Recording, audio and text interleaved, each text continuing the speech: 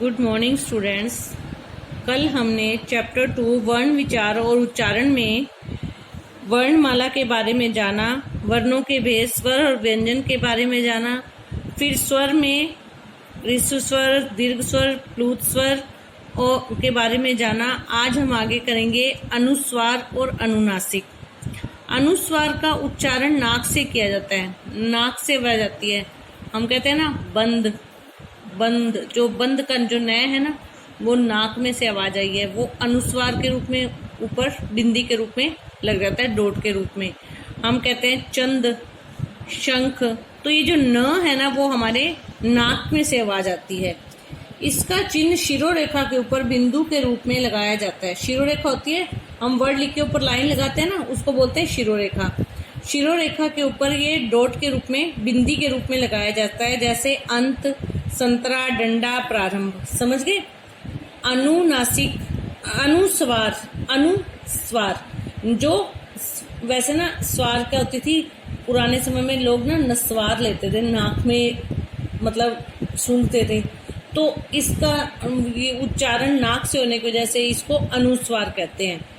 तो ये अनुस्वार क्या है? इसका चिन्ह होता है बिंदी, जो शिरोरेखा के ऊपर लग जाती है और इसकी जो आवाज है वो नाक के अंदर से आती है।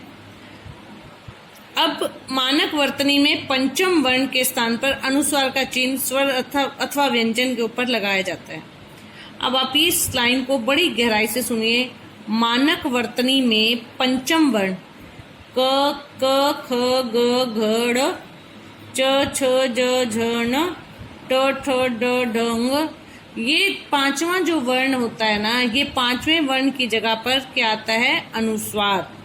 यानी ये इन लाइनों का कै वाली लाइन, च वाली लाइन, ट वाली लाइन, त वाली लाइन, पै वाली लाइन, इनका जो पांचवा वर्ण होता है ना, वो जहां पर भी आता है उसकी जगह पर हम अनुनासिक का अनुस्वार का प्रयोग करते हैं।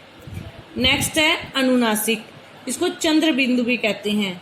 इसके उच्चारण के समय हवा नाक तथा मुंह दोनों से दबाव के साथ बाहर निकलती है। अनुस्वार में केवल नाक से निकलती है, अनुनासिक में नाक और मुंह दोनों में से दबाव के साथ निकलती है। इसको शिरोरेखा के ऊपर आधे चांद और एक बिंदी के रूप में इसका निशान लगाया जाता है। अनुनासिकता स्वर का गुण है, यह स्वतंत्र ध्वनि नहीं है, ये स्वतंत्र नहीं है, इसको कहीं पे अपने आप में प्रयोग नहीं कर सकते, ये किसी न किसी स्वर के ऊपर प्रयोग होगा। जिन स्वरों की मात्राएं शिरोरेखा के ऊपर होती हैं वहां अनुस्वार का प्रयोग होता है, अन्यथा चंद्र बिंदु का प्रयोग होता है। जैसे कहते हैं कि जिस वर्ण पर पहले से मात्रा लगी है, अब सेंध एक ही मात्रा लगी है ना, तो यहाँ पे तो अनुस्वार का प्रयोग कर दिया। चांद के ऊपर कोई मात्रा नहीं है, तो इसलिए वहां पे अनुस्वार की जगह अनुनासिक का प्रयोग कर दिया। अगला है इसमें विसर्ग। दो डॉट होती हैं, ये विसर्ग का जो निशान है, इसका उच्चारण ह की तरह किया जाता है। जैसे संभवतः, संभवतः नहीं बोलते हम, संभवतः, अतः, स्वतः, प्रातः, है की आवाज आ रही है ना, ये विसर्ग होते हैं। ये दो बिंदियां लगी होती हैं, और ये जो दो बिंदियां होती हैं ना, ये दो बिंदियां क्या करती हैं? है का साउंड दे देती हैं अक्षर के अंत में।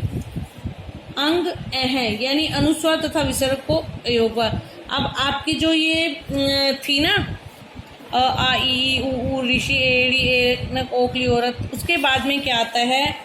ये अंग और है, यानी अनुस्वार तथा विसर्ग को अयोगवा भी कहा जाता है।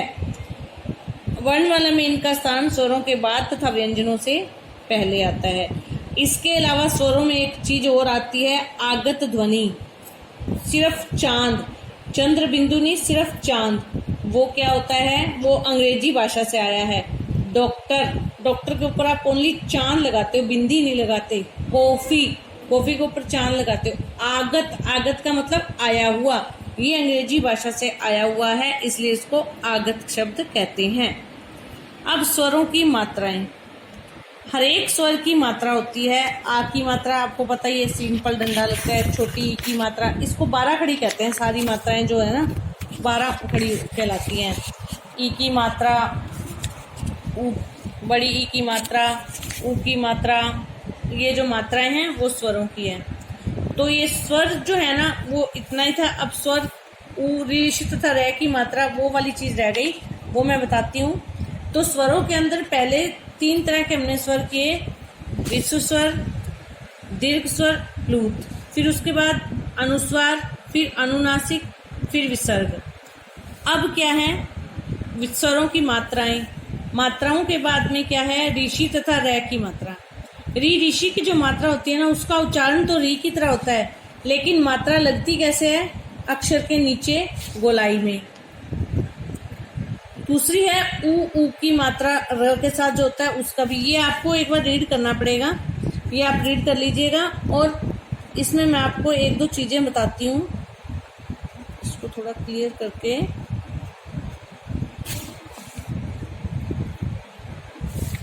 जैसे